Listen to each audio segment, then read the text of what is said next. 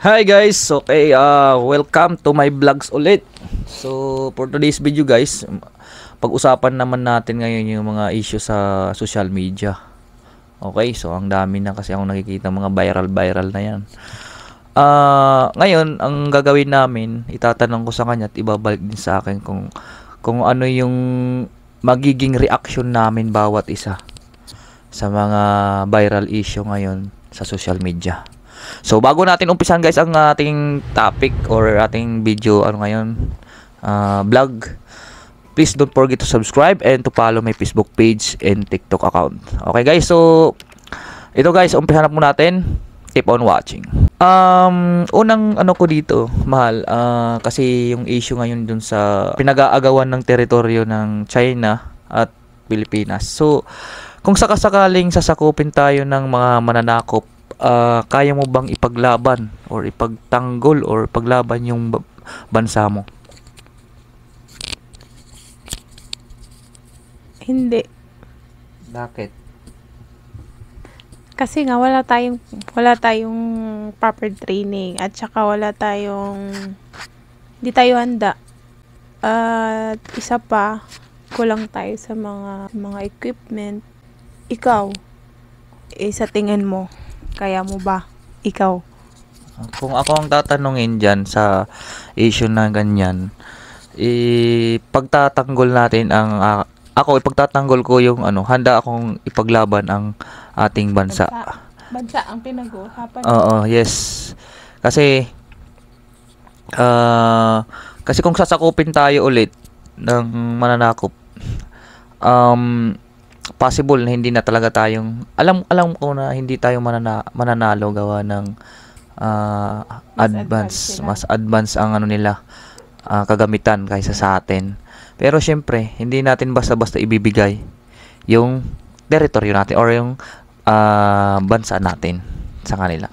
Kaya ang maganda lang dito kung magkakaroon ng tinatawag na training ng sa mga civilian para ipaglaban ang ating bansa.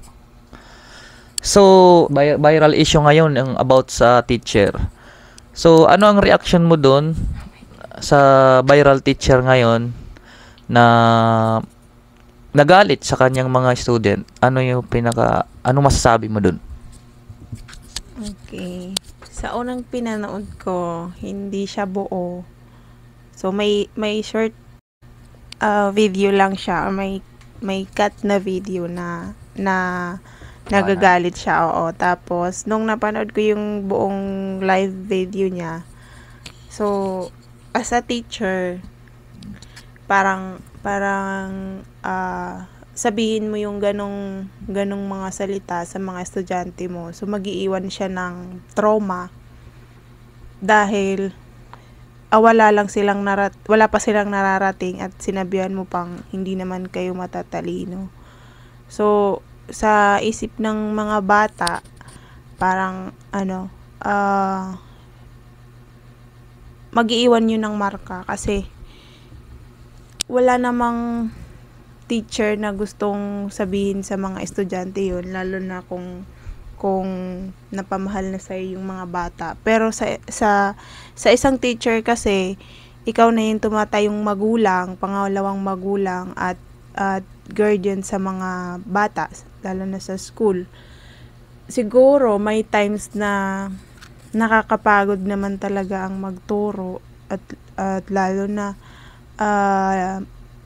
may pamilyadong tao siya, tapos kung siguro halo-halo na siguro yung stress niya sa bahay, sa school, at sa trabaho niya. So, lahat naman may karapatang mapagod, pero the way siya magsalita at sinapubliko pa, so maling-mali yung ginawa niya. Para naman sa akin, bilang isang guro, noon naman ako is nag-aral din naman. Halos naman tayo lahat ay dumaan sa pag-aaral. Halos naman lahat tayo. So, yung sa nangyari sa viral, alam ko naman yung teacher na may sinumpaan talagang tungkulin at yan ang profesyon na napili niya, dapat marunong talaga siyang magpakumbaba. Kung ano man problema ang mayroon siya, alam ko naman na di natin maano kung may Parang iwan, set aside. kung may mga problema siyang personal, hindi niya pwedeng isali doon sa school or sa paaralan, sa trabaho niya. Kasi nga alam naman ngayon napaka na ngayon ng social media. Isang lang mabilis na mag-viral. So kung may problema siya, yun dapat din niya talaga yun ginawa at pinagsabihan yung mga estudyante. Alam ko dati naman nung nag-aaral ako, talagang may mga pasaway na estudyante. At talagang hindi mo mapipigilan minsan, lalo na kung mga bata pa yan. Hindi talaga mapipigilan yan kung anong mga ginagawa dyan sa loob ng classroom, magpapasaway. Kaya hindi nakikinig.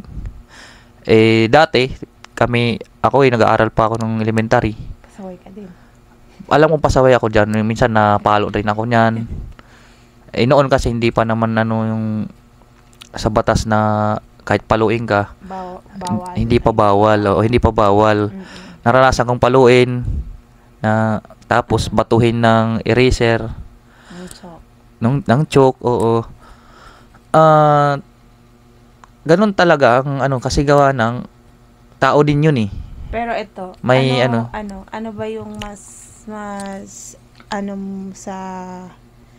yung mas hindi sa gusto, ano yung mas okay sa'yo na pagdidisiplin ng isang guro nung before or yung ngayon para sa'yo? Para sa akin, mas maganda pa rin yung noon kasi nga bakit although dati kasi before hindi naman tayo ginagamitan talaga ng ng malakas na palo. Kung palong magulang lang ang ginagawa naman ng mga teacher na pinagdaanan ko, mas maigi pa ng noon gawa ng pagdinisiplina mo kasi rin ng estudyante kasi sabi nga yun yung pangalawang magulang. So mas maganda rin napapalo ka kasi doon ka magtatanda. Kumbaga doon ka titino. Sa paraang yun, ibig sabihin, may concern talaga yung teacher sa'yo na matuto. Kasi, kung hanggang salita lang or hahayaan natin, alam naman ng generation ngayon, napakalayo na kaysa noon. Kasi ang mga bata ngayon lumalaki nakapokus lang sa social media at marami nakikitang hindi maganda at nai-apply nila sa sarili yun. Kumbaga, nawawala na yung pinaka-good moral nila. So, mas maganda kung yun ang gagawin para talagang tumino yung estudyante. Sa batas natin ngayon, kaya hindi natin magagawa na yun. Kasi nga, pwede kang makulong, bawal. So, sa akin na lang, para sa mga estudyanteng makukulit or mga pasaway, dapat yung sa bahay pa lang yung mga magulang natin, doon pa lang disiplinahin natin. Tayo na lang magdisiplina sa mga anak natin para hindi nila madadala yan doon sa school yung maling ginagawa. Kasi kaya nga nandun kasi school para mag-aral at para matuto. Alam natin yung teacher ngayon alam nyo naman ang obligasyon nila, 'di ba? Medyo mabigat din 'yon. Alam din natin na 'yun ang profession nila. Pero kailangan din naman natin kumbaga tulungan sila na maging maging irresponsible kung saan sa lahat ng bagay. Okay. Ikaw may masasabi ka pa? Ito na lang, if ever na, example na lang, ipalagay mo yung sarili mo doon sa teacher na yon na may mga estudyante kang pasaway. Tapos, yun nga, parang, ipalagay mo yung situation mo sa kanya. Ikaw yung teacher, tapos, ganun yung mga estudyante mo, anong magiging reaction mo? Kasi siya, ganun yung naging Sa akin, sa totoo lang, hindi dapat niya ginawa 'yon. Kasi ito kung ikaw, kung akong teacher, dapat hindi ko talaga gagawin yung bakit?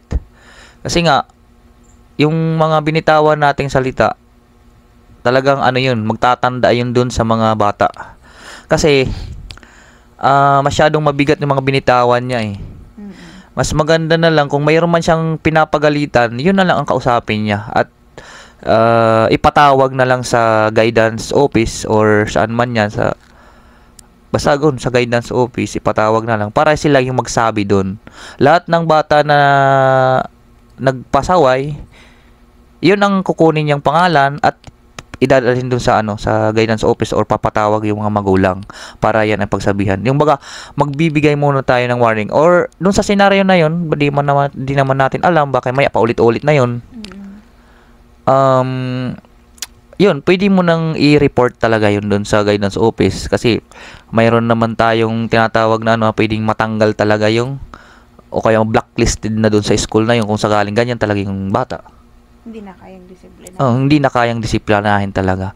Pero kung idadaan natin sa mabibigat na bibitawan nating salita, magtatanda yun dun eh. Dun sa panapanood ko talaga, mabigat yung mga binitawan niya. Mali pa rin. Para sa akin, mali pa rin yung ginawa niya. So, that's all for today. Please don't forget to subscribe and to follow my Facebook page and TikTok account. So, my next next topic or next vlog na lang ulit ang mga see you in my next vlog. Sana may natutunan kayo. Yes, sana may natutunan tayo sa mga viral issue sa social media. Okay? So thank you so much and God bless you all.